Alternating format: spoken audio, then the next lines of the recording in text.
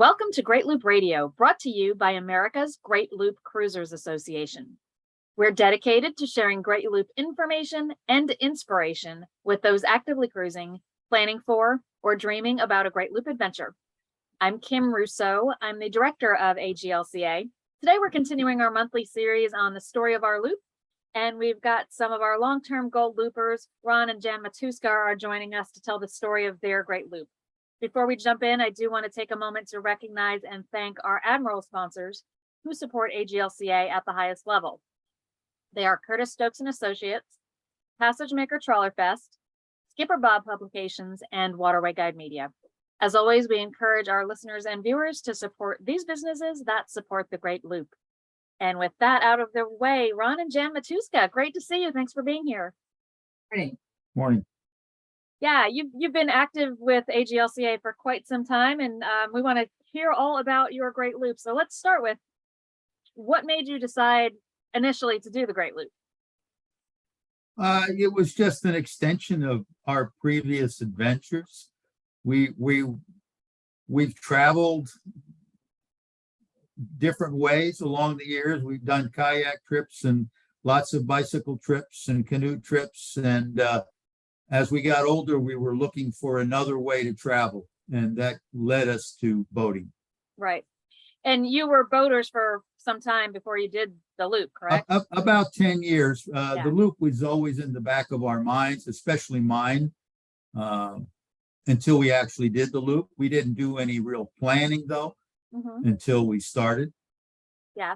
So tell us, kind of a little bit of the facts, I guess, about your loop. When did you loop? And what kind of boat did you loop aboard?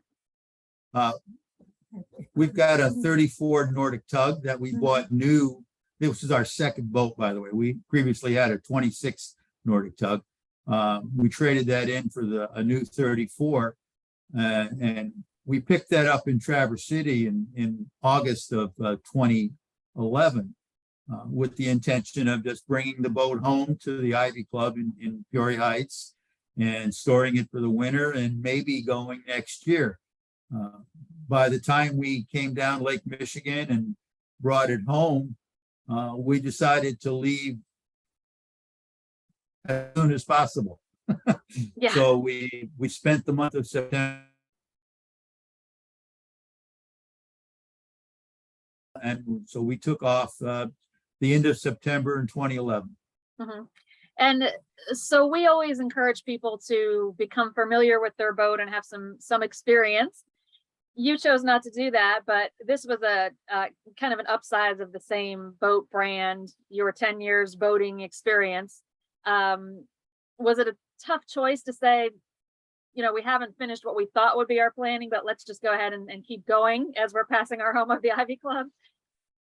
Ron is much braver than I am. He's the adventurer and I just go along. So he thought we could do it. Off we went. Yeah. Yeah, like you mentioned, we were experienced boaters. We've been on Lake Michigan. We had done the Mississippi River. We had taken our 26 boat bound down to the Texas Gulf. So it wasn't as if we were new boaters. Yeah. So you upgraded from, I think you said, a Nordic Tug 26 to a 34 before doing the loop.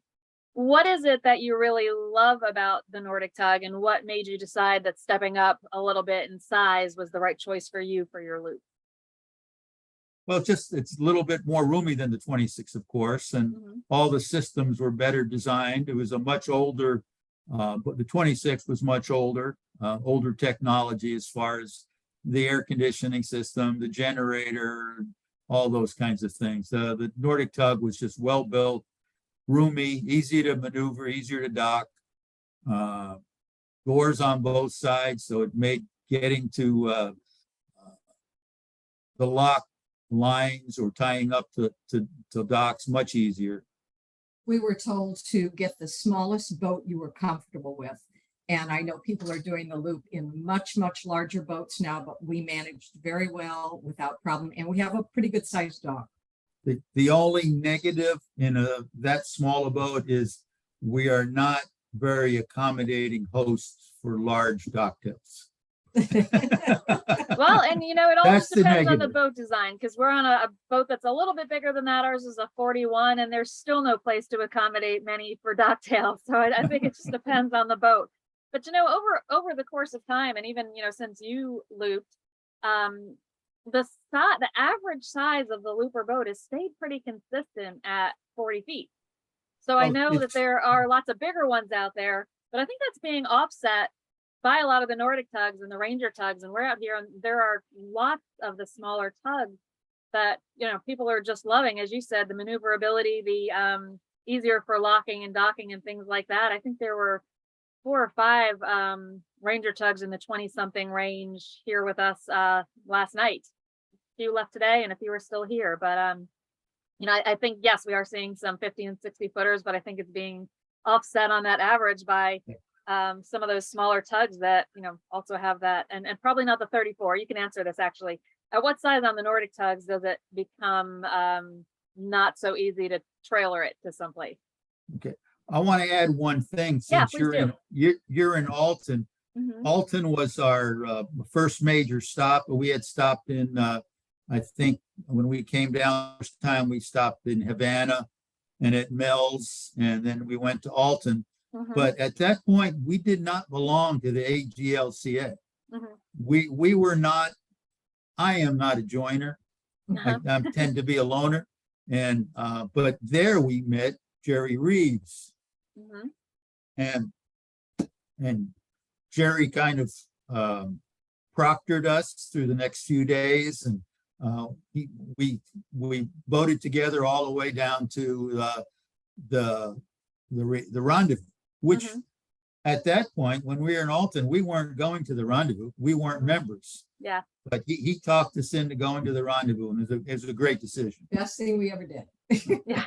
Well, it's great to hear that. And so yeah, the rendezvous is coming up actually at a brand new facility. So that's kind of making things a little bit exciting for us out here. But yes, we are in Alton. They Alton Marine is an AGLCA sponsor, and we appreciate them. Just before that, we were in Grafton, which is an AGLCA sponsor.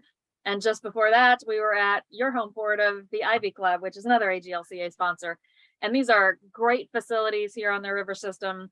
You know, we just came down the Illinois, and Grafton is right where we joined the Mississippi. So here we are on the Mississippi River getting ready to continue the journey. So it's really exciting. And I've learned so much over the years from the long-term members who have given back, like the two of you, like Jerry and Jenny Reeves. So it's a lot of fun for me to really be out here. And so tell us, you know, you did the loop back, you left in 2011. Oh, and I did it before we move on kind of from the boat. Is the 34 Nordic Tug trailerable, or would you have to No. downsize? Well, Okay. no, I can't say no. With the right equipment, you can. There's a couple of Nordic Tug owners who do have trailers and Mhm. support it, but it's a larger boat that requires full permitting. Yeah. For wide loads and all that. But very few 34s are trailers. Yeah. Well, and now that I've been out here doing this, I can certainly see the attraction to some of the trailerable boats to more easily and quickly get back to the places you want to do more exploring, which is why I had that was kind of a personal question as we look at what's next. First, we've got to finish this loop. But so you started in 2011. Kind of walk us through, you know, the time frame of your loop. How fast did you move? Did you continuously loop, or did you have some extended stops? Okay. Well, we continuously moved until the holidays, and where we were in Florida. Had good times when took the side trip up to Chattanooga. Spent some time Mobile Bay. We were Mobile Bay for Thanksgiving. Got to Florida mid-December, or got to the mainland Florida mid-December. And we were in Dunedin, visiting my wife's best friend, Jan's best friend. And within a month, we had decided to move to Dunedin. So this led to the first major change on the loop. That put us, you know, by the time we moved everything, put our house on the market back in Illinois, we were behind all the other loopers at this point. So we didn't get to leave our new home until March, which was fairly late because we're on the West Coast. So then we headed up the East Coast, again, behind everybody, but that led to some good times. We wound up in Charleston for Spoleto. You can tell everybody about that. Yeah, it's a wonderful arts festival in Charleston in late, so we- early May, I guess, every year. Yeah, into May, Yeah. May, I think. Mhm. And then we were in DC, spent a week at the Capitol Yacht Club, got to meet an admiral of the Atlantic Fleet, got to be in front of the Supreme Court when Affordable Care Act was voted on. And then we went on to Long Island Sound. We're behind everybody, so we're adjusting our plans as we go. So we're decided not to try to push on to Canada, Erie Canal, and so we spent the rest of the summer on Long Island Sound. Had a great time. Met up with people we crossed the Gulf with, Joe Apicella. Stayed on his dock in Massachusetts, went out to Nantucket, went to a Nordic Tug rendezvous. So we had a great time on Long Island Sound. and then back to New Jersey where we stored the boat. Stored it there for the winter of 2012, just in time for Sandy. And we'll talk about that in a second, but I want to point out one of the things I love about your story is, first of all, you moved your dirt home, but then continued looping. A lot of people would have just said, let's just stay in Dunedin for a while. So I love that you decided to keep going. But beyond that, the flexibility in the schedule, the ability to stay in Charleston for something like Spoleto, which is a couple of weeks long festival. Washington, D.C. is a great side trip that I am very sad we missed because of being weathered in. I had business in DC and we had planned to take the boat up after the spring rendezvous and then couldn't. So I drove to DC. And Long Island Sound is an area that many loopers never get to do. So one of your choices that made all that possible was deciding to store the boat for the winter. Had you not, you would have, been rushing to get through the canals into Canada, through Canada, and back out the other side to warmer weather. And I am seeing more and more loopers make that kind of choice because they're realizing that some of the greatest cruising grounds on the Great Loop are along the Great Lakes and the canals. So we actually did a recent episode of the podcast on storing the boat for the winter, and it extends the cruising by so much because you can be one of the last ones to go into that storage in the fall and one of the first ones out in the spring and get a whole season on the Great Lakes. So you stored in New Jersey. Did you have any impacts from Sandy? Did the facility where you were, did they have any damage? Just minor. We were fortunate in the marina we picked to store it, which was Viking Yachting Center, which is up, I think it's Little Egg Inlet, up the Mullica River and the Bass River. It's where all those big Vikings are built. Water came into the storage yard. Bottom of the hull got wet. Couple of their houseboats floated away, but they had no major damage at that marina, given that they were so far up the river. Right. So that was for the winter of 2012. When did you come back and resume the loop, and where did you go from there? We resumed the loop, I guess it was in May or June. I don't remember exactly. And just headed north up the Hudson. Stopped at the Statue of Liberty, anchored behind the Statue of Liberty. Before that, we were at Great Kills, of course. Great Kills was interesting because they had their whole harbor was totally destroyed. Everything in Great Kills was knocked over. But that private club were up and running by that summer. Wow, that's amazing. It's a member-supported yacht club, and it's a great place to go. Yeah. So we went up the Hudson. Lots of storms and hurricanes flooded the Hudson River Valley, the Mohawk River Valley, the Erie Canal was closed. So we became what we called the Kingston hostages. Mm-hmm.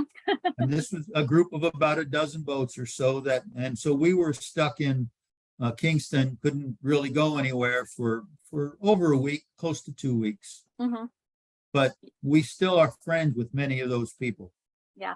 And it's actually stories like that. We had that group, there's been other closures like that, most of the times due to flooding, but sometimes due to other things, that I love to use as examples. We had several years where there weren't any major delays like that, at least not unplanned ones.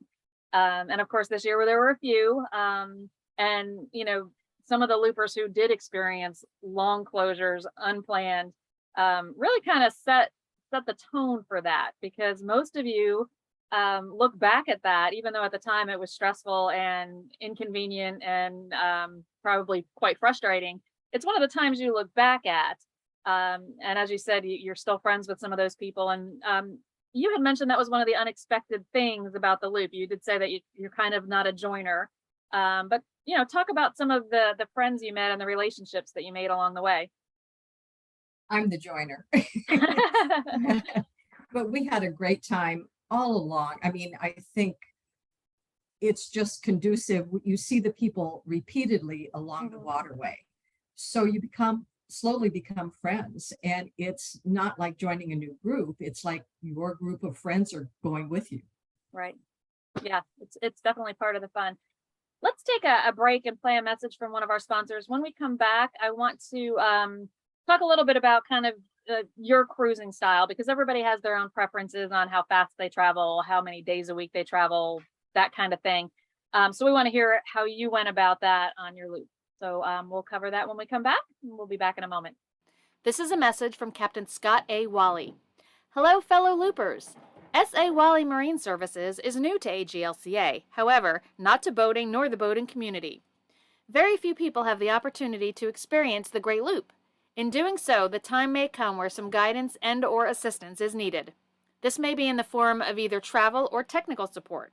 My goal as a seasoned captain and AGLCA sponsor is to be there for fellow boaters, as we are all shipmates in this exciting adventure. Signed, Captain Scott A. Wally of S.A. Wally Marine Services. We're back on Great Loop Radio. Today we're talking with Ron and Jan Matsuska. They are gold loopers who crossed their wake about 10 years ago and are sharing the story of their great loop. So Ron and Jan, we kind of left off. We wanted to chat a little bit about, your cruise. I call them cruising preferences, anchorages versus marinas, how fast, how many miles a day. Tell us a little bit about those, those numbers, if you will. I like to cruise at a rate that gets me about 4 miles to the gallon. I am envious. That's the sweet spot. I watch the flow rate on the fuel and like to keep it about at that rate. We usually covered 50 miles or so a day. I think the first year of looping, our average was between 50 and 60. But as the years progressed, as the loop progressed, I think that number went down considerably to where we were doing 35 to 40 miles a day, just because we wanted to stop and visit and see places and see things. We tend to go to marinas more, only we have a dog, and it just makes life a little bit simpler. And the whole point of the loop to us was meeting places and having new experiences. While we enjoy anchoring, you don't get to do that as much. Right.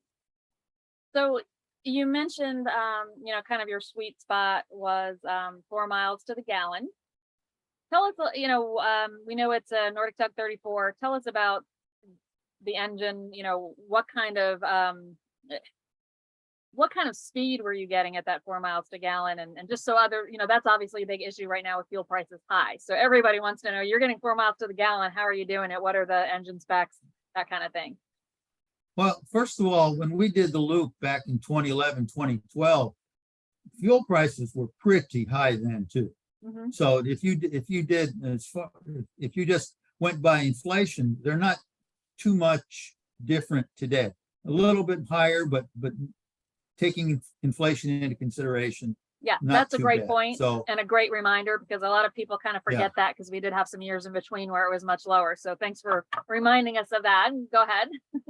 we've got just a 6-cylinder diesel. It's a Cummins Mercruiser QSD engine.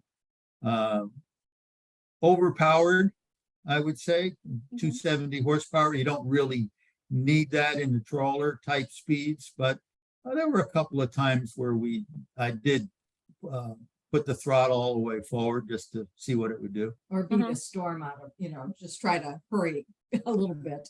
Mhm. To make a lock opening. Yeah. that's- So, what was kind of your typical cruising speed when you were getting the 4 miles a gallon? Oh, And when 8 you to really 10 pushed it forward, how fast could she do? 8 to 10 miles an hour. Mhm. I never use knots. I don't know why people use knots, Mhm. because everything is measured. Almost everything on inland waterways is statute miles. So speed limits are posted in miles per hour, not in nautical miles per hour. Yep. So we don't use knots. And most loopers do not. I think many who do are military. Navy trains you apparently on knots. And I think probably air, anyway, some boats use knots. We are one of them.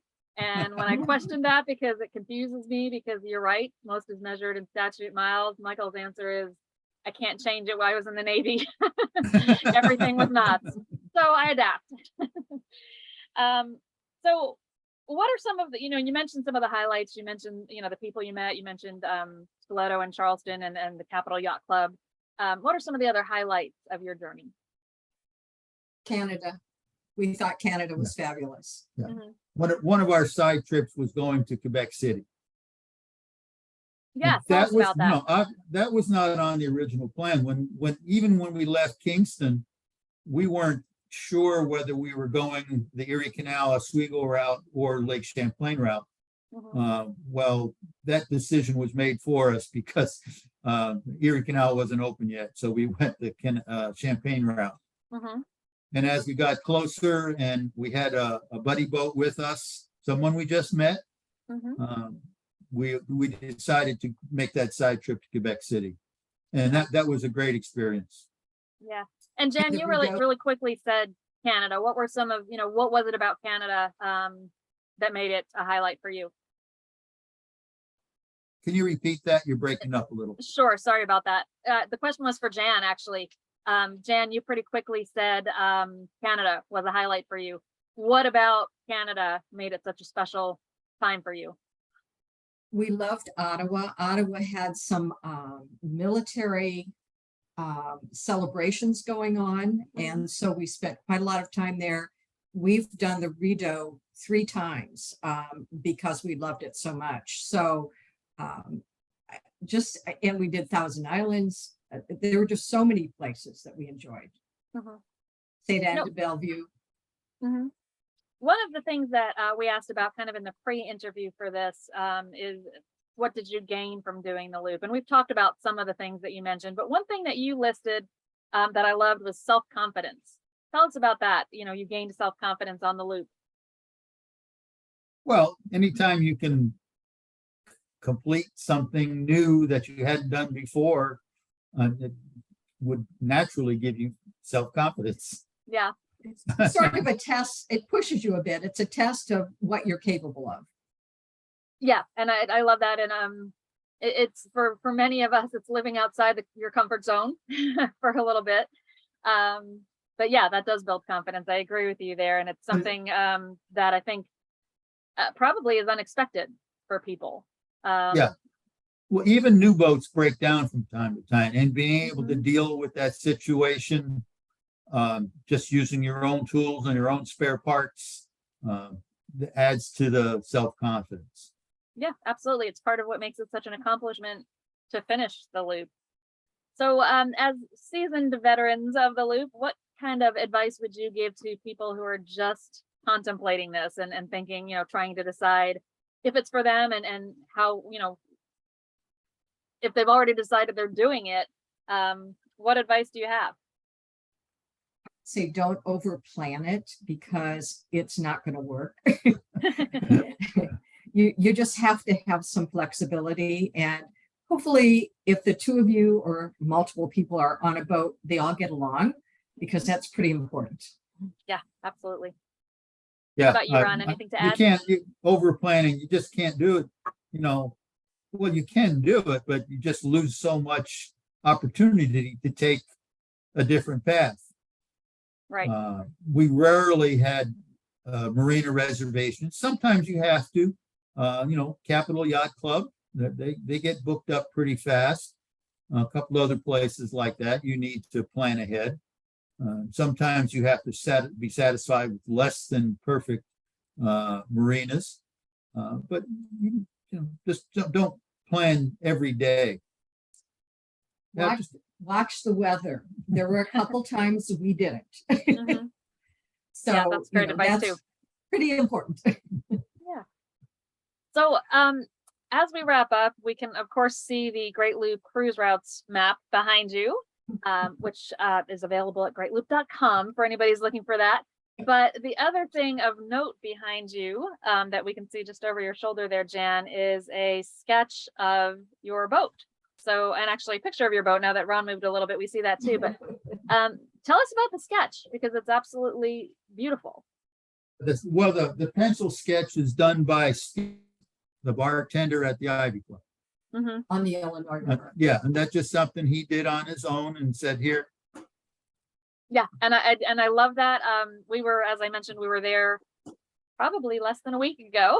Sometimes it's hard to remember how fast we've been moving, but I think less than a week ago we were at Ivy Club, and another boat we were there with showed us a pencil sketch that Steve had also done for them the previous year, and they're going around again, and we're back, and I was just stunned by the beauty of it, how well done, and they were just so thankful that he had done that for them last year, because they weren't staying long term. You were at Ivy Club for quite a while, but it was something he did for them and is really meaningful to them. And so shout out to him and the Ivy Club. It was a great spot to be, and thank them for their AGLCA sponsorship. But I think that's also an example of the type of kindness and people going out of their way for others that we see on the loop. So I love that you have that hanging there.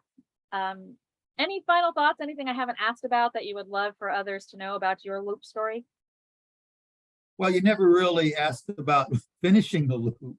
That's a very good point. I did not. So tell us about that. That particular season, 2012, 2013, we winter stored again, this time in Brewerton, New York. Was it at Brewerton, New York? Yeah. No, yeah. We winter stored in Brewerton, not at Winter Harbor, at another facility there. Mm-hmm. Just because our own personal timing, and we had to come back a third year and start again. So we didn't actually finish the loop until 2014. Mm-hmm. When we crossed our wake in Traverse Bay. But then we went out and stored our boat in next winter in Peoria again. Mm-hmm. And then did you eventually bring it to Dunedin? No, we are 1/3 of the loop away from being platinum loopers. We never did the river section a second time. After mm-hmm. Peoria, we reversed and did a clockwise return to Florida. Ah, gotcha. Okay. How was the clockwise return? I'm sure that was a different adventure. You see fewer people that way. Yeah, you meet course. Some, but it's really, you're not enjoying the camaraderie. Yeah. And of course, you did say your boat is a little bit perhaps overpowered, so going against the river current probably was not much of an issue. And you were also starting from Peoria, not somewhere on the Mississippi. Yeah. I might mention that we barely got out of Peoria that last year. Mm-hmm. Right as we were in a marina, the South Shore Yacht Club, the river came up 2 feet that night.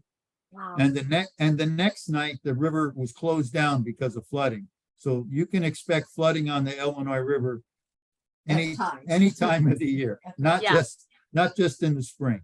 Yeah. And so when Jan added the advice to keep an eye on the weather, that pertains when we're talking about this trip, weather includes water conditions and water depth and rising water and things like that. So great advice, especially there are a lot of looper boats on the river system right now, and the water is generally low, but that can always change. So good reminder for everyone to keep an eye on that. Ron and Jen Matuska, it's been a pleasure having you with us. Thank you for giving us your time and sharing your story. I think you've inspired a lot of others who are interested in this trip. So thank you for sharing. Thanks. Thank you. Yeah. And thanks to everyone who's watched and listened today. Enjoy We'll all. be back. Yeah, thank you. We'll be back next week with another episode of Great Loop Radio. Until then, stay cruising.